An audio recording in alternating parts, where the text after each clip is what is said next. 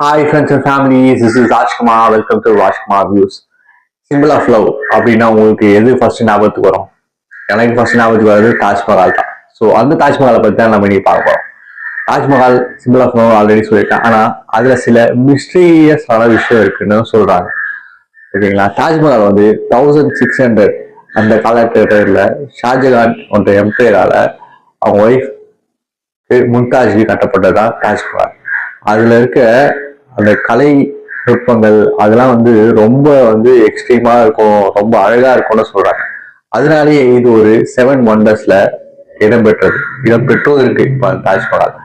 அதே மாதிரி பாத்தீங்கன்னா தாஜ்மஹால் வந்து கலர் மாறும் அப்படின்னு சொல்றாங்க. அதே மாதிரி மார்னிங் டைம்ல பிங்க் கலர்ல இருக்கும், மார்னிங் லைட் வரும்போது. அதே மாதிரி பாத்தீங்கன்னா தாஜ்மஹால் ஆஃப்டர்நூன் டைம்ல பாத்தீங்கன்னா பியூர் ஒயிட்டா இருக்கும் அப்படின்னு சொல்றாங்க. அதே மாதிரி நைட் டைம்ல பாத்தீங்கன்னா கோல்டன் கலர்ல ரிஃப்ளெக்ட் ஆகும் தாஜ்மஹால் அப்படின்னு சொல்றாங்க. ஸோ அதே மாதிரி பாத்தீங்கன்னா தாஜ்மஹாலை சுத்தி ஒரு 4 ஒரு பெரிய பெரிய பெரிய ஒரு தூண்கள் இருக்கும். அந்த தூண் பாத்தீங்கன்னா அது எப்படி கட்டப்பட்டிருக்கும், அந்த தூண் இப்படி பின்னாடி இழுக்கிற மாதிரி கட்டப்பட்டிருக்குமா. ஏன் அப்படி கட்டப்பட்டிருக்குன்னா, ஏதாவது டெத் வைக்க வந்தா கீழே பாத்தீங்கன்னா மும்தாஜோட சமாதி இருக்கு.